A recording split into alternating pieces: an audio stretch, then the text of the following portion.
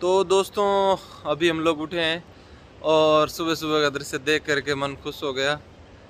यहीं पर हमारा रूम लिया हुआ, ये देखिए ऊपर की साइड में, यहाँ पर खूब सारे कमरे हैं यहीं पर। और हमारे सामने की साइड में जो दृश्य है वो है यमुना नदी का। आहा हा, बहुत शानदार दृश्य है। यहाँ पर मुझे ऐसे लग रहा है ये नीचे की साइड में अभी दशहरा आ रहा है ना, इसलिए वो बना रहे हैं, रावण के पुतले बनाए जा रहे होंगे शायद। यमुना नदी है दोस्तों। ये यमुना नदी के पार आपको पता है ये है उत्तराखंड, ये है हिमाचल, ये उत्तराखंड। इससे थोड़ा और आगे जाके उस साइड में यूपी भी बॉर्डर आसानी से दिख जाता है। तो दोस्तों हम लोग जो है वो पाउंटा साहिब में है अभी। पिछले वीडियो के अंदर आपने देखा था हम लोग पाउंटा साहिब आ गए और अभी तैयार होने के बाद में गुरुद्वारा है यहाँ पर, वहाँ पर जाते हैं। गुरु गोविंद सिंह जी यहाँ पर आए थे पाउंटा साहिब के अंदर, 4-5 साल के करीब वो यहाँ पर ठहरे। रिलेटेड पहले तो किला भी था, किले की जगह अभी एक कवि दरबार बना दिया है, गुरुद्वारा भी है, और कई सारे यहाँ पर स्थान है। एक साइड में यहाँ पर यमुना नदी है, तो वो भी हम लोग आपको दिखाएंगे। साथ में यहाँ पर यमुना के किनारे पर एक मंदिर बना हुआ है, वहाँ पर भी हम लोग जाएंगे। आप पिछले कई सारे महीनों से आप हमारी ये हिमाचल प्रदेश की यात्रा देख रहे हैं और ये हिमाचल प्रदेश का सिरमौर जिला है। सिरमौर में नाहन के नज़दीक ये है पाउंटा साहिब। तो चलिए चलते हैं पाउंटा साहिब गुरुद्वारा।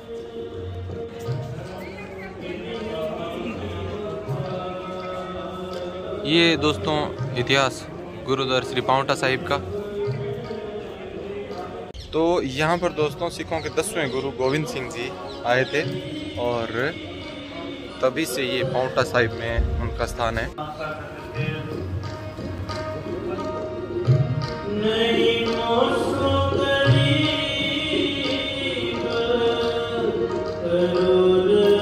यहाँ गुरुद्वारा में रखे ये कुछ शस्त्र और कलम, ये जो लिखा हुआ है इसके आसपास कलमें हैं लिखने वाली, तो ये गुरु गोविंद सिंह जी से संबंधित है, जिन्हें यहाँ पर आने वाले श्रद्धालुओं के लिए देखने के लिए रखा गया है।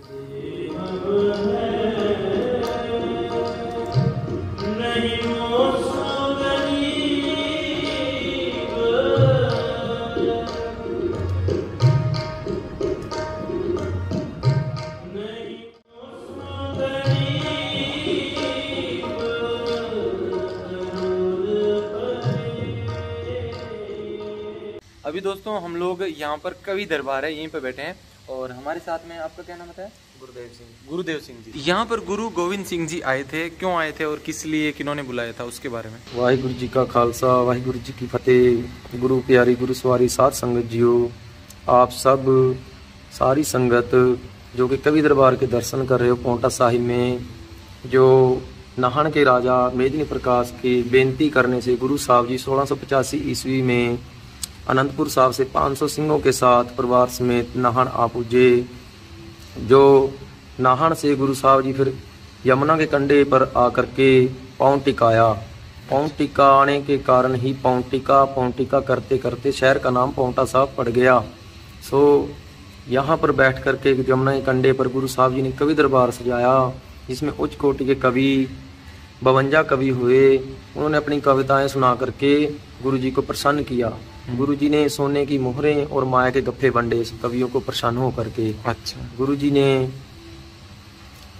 जब उन 52 कवियों के बीच में चंदन कवि नाम का कवि था, जिसको बड़ा अहंकार था कि मेरी कविता कोई अर्थ नहीं कर सकता, तो गुरु जी के सेवादार भाई धन्ना जी हुए, जो घोड़ों को घाट डालते थे। उन्होंने उनसे गुरु जी ने कविता के अर्थ कराए, चंदन कवि का अहंकार तोड़ा। सो उसके उपरांत गुरु साहब जी ने को सिखों ने बेनती की, संगत ने, कि गुरु साहब जी पीछे यमुना बड़ा शोर मचा रही है। गुरु जी ने यमुना को भी शांत किया, वचन की यमुना से कि यमुना आप जी यहाँ से शांत चलो। और उच्च कोटि के कवि यहाँ पर बैठ करके बड़ी मेहनत से कविताएं लिख करके लाए हैं, ये अपनी कविताएं सुना रहे हैं और आप यहाँ से शांतमयी चलो। काफी आवाज होती थी क्या? काफी शोर शराबा करती थी यमुना। ये निमाणी यमुना आज गुरु साहब जी के वचनों का पालन कर रही है, बड़े शांतमयी तरीके से। 1 किलोमीटर के यहाँ पर शोर नहीं है, अब बिल्कुल शोर नहीं है। आप यहाँ पे यमुना के दर्शन कर रहे हो।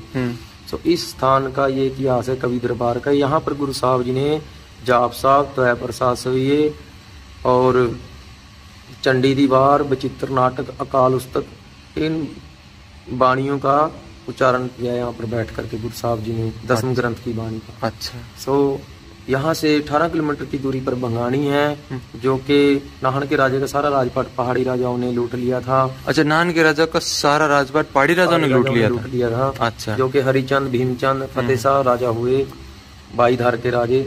तो उन्होंने मदद मांगी। फिर मेदिनी प्रकाश ने गुरु जी से मदद मांगी थी, इसलिए गुरु साहब जी यहाँ पर नाहन आए थे। अच्छा। नाहन से पौंटा साहब आए थे। गुरु साहब जी ने पंक्ति उच्चारी थी, देश चाल हम ते पुन भई शहर पौंटा की सुधलई। गुरु साहब जी ने पहले ही बोल दिया था कि शहर बचेगा बड़ा तगड़ा। अच्छा। सो गुरु साहब जी ने यहाँ से 18 किलोमीटर की दूरी पर जाकर के एक जंगल बियाबान में पहाड़ी राजाओं से जंग का ऐलान किया। 13 दिन जंग चली। 13वें दिन गुरु साहब जी की जंग में जीत हुई हरिचंद राजा से। अच्छा। सो पहाड़ी राजाओं की फौजें सब डर के दौड़ गई। 13वें दिन गुरु जी ने जंग फतेह की। फतेह करते ही भंगानी के मैदान में गुरु साहब जी ने फतेहनामा उच्चारण किया। सिख संगतों ने गुरु जी को बधाई दी कि गुरु जी आपको बधाई, जंग में फतेह। गुरु साहब जी ने कहा, पई जीत मेरी कृपा काल केरी। गुरु जी ने कहा कि ये बधाई के पात्र तो अकाल पुरख परमात्मा है। अच्छा। जिनकी वजह से, जिनकी कृपा से आज मेरी जीत हुई है। गुरु जी ने फतेहनामा उच्चारण किया। वाहिगुरु जी का खालसा, वाहिगुरु जी की फतेह। महाराज जी 13वें दिन कलगीधर पातशाह पौंटा साहब को वापस आते हैं भंगानी के मैदान में से। 18 किलोमीटर की दूरी से यहाँ करके देखते हैं कि बालक ने जन्म लिया गुरु साहब जी के घर में। अच्छा। तो उस बालक का नाम गुरु साहब जी ने रखा बाबा अजीत सिंह। अच्छा। जो कि किसी को जीत्या ना जा सके। सो मेन दरबार के आप दर्शन करो, बाबा अजीत सिंह का जन्म स्थान है। ये कवि दरबार है। पौंटिका सतगुरु जी ने पौंटिका करते करते पौंटा साहब शहर का नाम पड़ा। पास में ही अंदर आप जी दर्शन कर रहे हो दस्तार स्थान। यहाँ पे पीर बुद्धू शासन ढोले वाले पीर ने भी गुरु साहब जी का जंग में साथ दिया था 700 मरीद के साथ। अच्छा। उनको गुरु जी ने दस्तार स्थान पे केसों समेत कंगा और सिरपाव भेंट किया था। सिक्खी भेंट की थी संपूर्ण। अच्छा। जो पीर जी ने गुरु जी को बोला कि गुरु जी आप जी मेरे को अपनी सिक्खी भेंट करो। गुरु जी ने इनाम में सिक्खी दी गुरु जी ने पीर जी को। जो पास में स्थान देख रहे हो अंदर आप, सोने की पालकी वाला कालपी ऋषि जी का स्थान है। हिंदू धर्म के ऋषि हुए कालपी ऋषि जी, जिन्होंने मेदिनी प्रकाश को बोला था कि आप गुरु गोविंद सिंह जी को लेकर के आओ, वो आपकी मदद करेंगे। सो कालपी ऋषि जी को महाराज ने सिंहों से पालकी में बिठा करके उनको लेके आए ऋषि जी को यहाँ पौंटा साहब। यहाँ पे अपने हाथ से गुरु जी ने कालपी ऋषि जी को जल छिकाया अपनी गोद में लेकर के। कालपी ऋषि जी काल चलाना करके दर्शन करके गुरु साहब जी के यहाँ से कुछ दूरी पर पड़ता है शेरगांव साहब गुरुद्वारा। अच्छा। शेरगांव साहब गुरु साहब जी ने शेर का शिकार किया था, जो कि वो शेर गांव वाली संगतों को बड़ा दुखी करता था। और संगतें गुरु जी के पास आई, बेनती की गुरु जी बड़ा आगमखोर शेर है, हमें तो परेशान किया हुआ है। गुरु जी गए, ब्योंतबंदी बनाई गुरु जी ने। उस वहां पे बेड़े का पेड़ा उसके नीचे खड़ के गुरु जी ने शेर को ललकारा। शेर एक झाड़ियों की गुफा में लुका हुआ था। तो वो शेर जब निकल के आया गुरु जी के आगे बहुत ही नीवा होकर के आ गया, झुक करके सलाम करता था गुरु साहब जी को। अच्छा। गुरु जी ने कहा कि शेर का काम गिदड़ों वाला नहीं है, शेर का काम होता है भड़क मारना। तो उस शेर ने गुस्से में आकर के गुरु जी के ऊपर बड़ा ही भरवा वार किया जोरदार से। सो गुरु जी ने ढाल पर रखकर तलवार से झटका दिया उसको। अच्छा। झटकाते ही उसमें से एक आत्मा निकली। गुरु जी ने पूछा कौन है भाई तू? तो वो बोलने लगा महाराज मैं राजा जयद्रथ हूँ, जो कि मैंने दुर्योधन के पुत्र को अभिमन्यु को चक्रव्यूह में फंसा के कुरुक्षेत्र के मैदान में महाभारत के युद्ध में धोखे से मारा था। अच्छा। सो मेरे को कृष्ण जी ने श्राप दे दिया था कि तू शेर की जूनी में भटकेगा, कल की तरफ उतारेंगे, उनसे तेरा उद्धार होएगा। सो गुरु जी आप मेरा उद्धार करो, मेरे को मुक्ति दिलाओ इस जूनी से। गुरु गोविंद सिंह महाराज जी ने शेर को मुक्ति दी।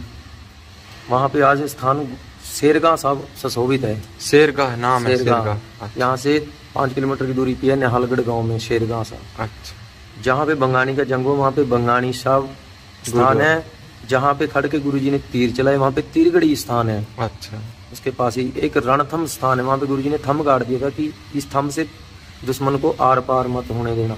सिंहों को बोला था कि आप आगे बढ़ जाना, उनको अपनी तरफ मत आने देना। अच्छा। वहाँ पे थम साहब गुरुद्वारा है, रणथम साहब। पास में मंत कृपाल दास जी का गुरुद्वारा है। मंत कृपाल दास जी ने गुरु साहब जी का बड़ा सहयोग दिया था जंग में। हयात खां का सिर पाड़ दिया था अपने लकड़ी के सोटे के साथ। अच्छा। हयात खान जो था। 4.5 साल गुरु साहब जी यहाँ पे रहे। 4.5 साल अपने कीमती समा गुरु जी ने यहाँ पे बिताया अपनी जिंदगी का। और 18 साल की उम्र थी गुरु साहब जी, पहला धर्म युद्ध फतेह किया गुरु साहब जी ने यहाँ। तो यहाँ का संकेत इतिहास है जी। इतिहास सुनाते बेअंत प्रकार की भूल चुक हो जाती है जी। वाहिगुरु जी का खालसा, वाहिगुरु जी की फतेह। चलिए, आपको बहुत बहुत धन्यवाद। दृश्य क्या आना, वाह, है ना, शानदार है। अच्छा, ये पानी वहां से खड़ा है एक तरह से, है ना। वो उस साइड में उत्तराखंड है क्या? हाँ, ये यहीं से उत्तराखंड है बस। अच्छा, वो आधा ये आर पार है पूरा। और उधर यूपी भी शुरू होता है शायद, थोड़ा आगे से यूपी, फिर हरियाणा। अच्छा,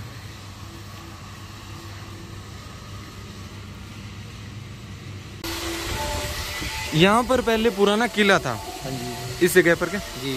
अच्छा, जो कि मेदिनी प्रकाश राजा ने 15 दिनों के अंदर किला तैयार करवाया था गुरु गोविंद सिंह जी के लिए। पत्थरों का किला। हाँ हाँ हाँ जी। वो किला जो है उसको बाद में एक तरह से अब दूसरा निर्माण किया ऊपर हाँ इसके। जी। अब वो किला मतलब कि बहुत डाउन चला गया, उसके ऊपर अब दरबार साहब बन चुका है। अच्छा, तो यहीं पर रहे थे फिर गोविंद सिंह जी। अच्छा, वो उस साइड में क्या है? वो दस्तार स्थान है जहाँ पे पीर बुद्धू शाह जी को गुरु साहब जी ने सिक्की दी थी। अच्छा, केसों सने कंगा और सिरपाव भेंट किया था वहाँ पर। अच्छा। और दस्तार स्थान का मतलब गुरु साहब जी सिखों से दस्तारों का मुकाबला करवाते थे, टर्बन का। अच्छा, मुकाबला करवाते थे। कौन बढ़िया बांधेगा, हाँ। उसको सोने की मोहरें देते थे गुरु साहब जी नाम में। अच्छा, दोस्तों मैं जाकर के आ गया, कई सारे स्थान आपको दिखाए, दर्शन करके आ गया। और तब तक ये लोग तैयार हो गए, रेडी, चले। चलो, अब ये दर्शन कर लेंगे और उसके बाद में हम लोग यहाँ पर यमुना नदी की साइड चलेंगे। वहाँ पर मंदिर भी है, वहाँ पर भी दर्शन करेंगे और जानेंगे कई सारी बातों के बारे में। ये रूम दोस्तों हमने यहाँ पर 1000 रुपये में लिया। 1000 रुपये चार्ज है रूम का, आपको पिछले वीडियो में बताया था। यहाँ पर जो है वो इसके अलावा दूसरे भी है, फ्री में भी है, लेकिन 8-10 लोगों का एक रूम में बेड होता है, फ्री में भी आप रह सकते हैं। और दूसरा ये रूम जो है वो स्पेशल बने हुए हैं, NRI नाम है इस साइड का। तो 1000 रुपये रूम का चार्ज है। अच्छी जगह, अच्छा रूम मिल गया। और यहाँ से ये व्यू भी अच्छा दिखा। अभी जो हम लोग यहाँ से चेकआउट करें, ताला लगा दिए, चाबी ले ली, चाबी तो ले गया वापस चेकआउट करने।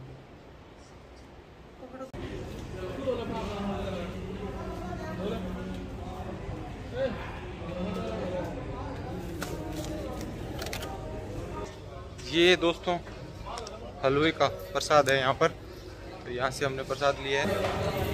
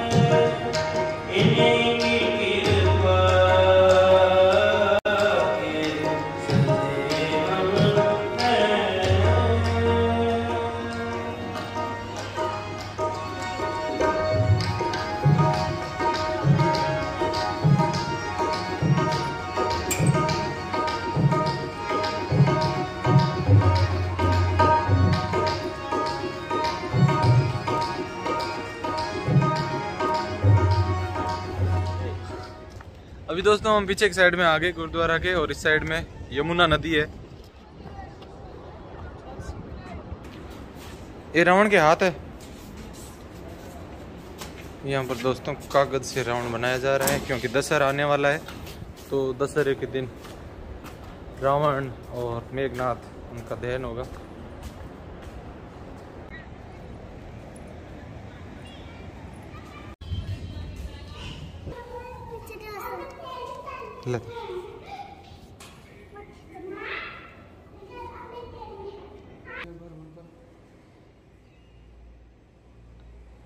अब दोस्तों ये है यमुना मैया, यमुनोत्री से निकल करके आती है। और मंदिर के दर्शन करने के बाद में हम लोग नीचे की साइड में आ गए और यहाँ पर काफी लोग स्नान भी कर रहे हैं।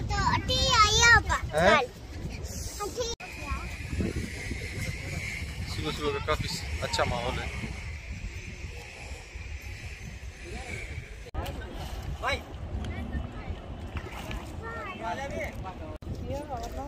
ठंडे ठंडे पानी में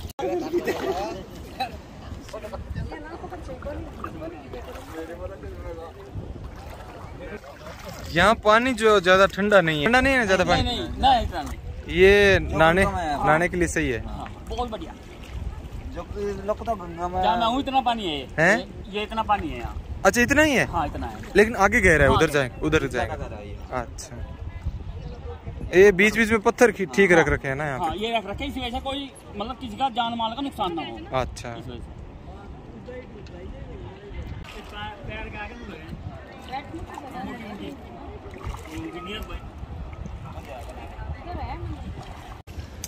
पानी बहुत ज़्यादा ठंडा तो नहीं है, हमने तो पैर धो लिए और कुछ लोग नहा भी रहे हैं, लेकिन हम तो नहा के आ गए। हमें पहले ऐसे आइडिया नहीं था कि क्योंकि पानी नीचे आ जाता है तो यहाँ पर पानी जो गर्म हो जाता है नीचे आने के बाद, और हम तो ऊपर पहाड़ों के जैसे पानी था लगभग 2-2 मीटर हाइट पे, उसके बारे में सोच रहे क्योंकि वो तो ठंडा पानी है, उसमें तो नहीं नहा सकते। पर ये यहाँ नीचे आने के बाद में जो सही है, नहा सकते हैं, ऐसा पानी है। पता होता तो हम लोग पहले ही नहा लेते। और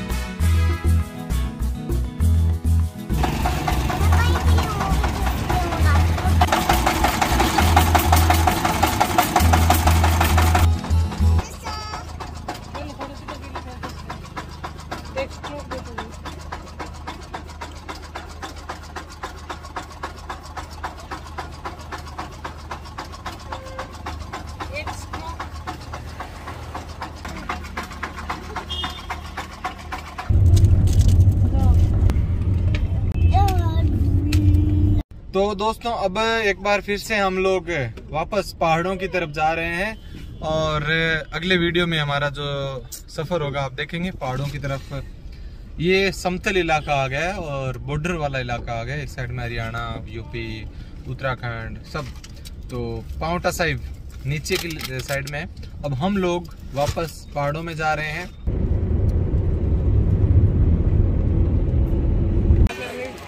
ये है दोस्तों माता कटासन।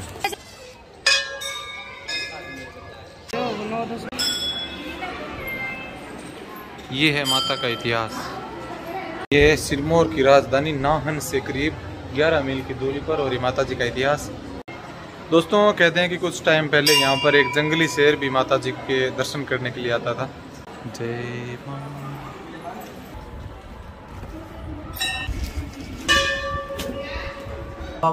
बाबूराम जी।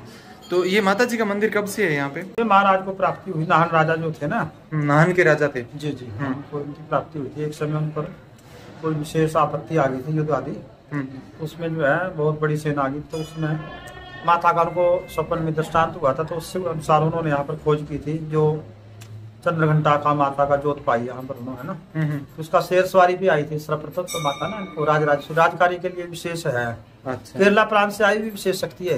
अच्छा। राजराजेश्वरी। अच्छा। इसका कटासन भी नाम है, मतलब प्रधान जो है कटासन केरला प्रांत से आई थी ना, केरला प्रांत से आने के कारण इसको कटासन बोला गया। और कटी भाग से, जैसे कामाक्षी है ना माता, ये तृतीय रूप में है ना, वैसे छठ के दिन, शरद नवरात्र में छठ के दिन इसकी विशेष पूजा होती थी। अच्छा। छठ जो नृत्य है उसमें प्राप्ति हुई थी महाराज उदय प्रकाश के समीप राजा है, जो सर्वप्रथम राजा थे ना महाराज।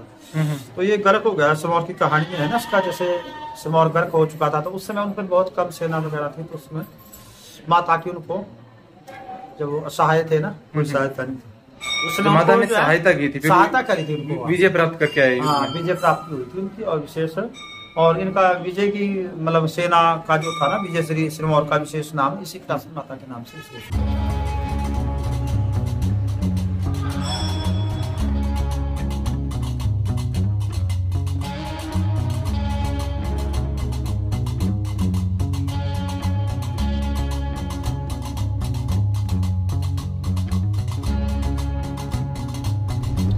क्या निचला इलाका क्या लगे? मतलब हाँ तो हिमाचल में, लेकिन फिर भी लागे हैं पंजाब में आ रहा, मतलब एकदम प्लेन में आ रहा, मतलब पहाड़ा में प्लेन में आगे भी बहुत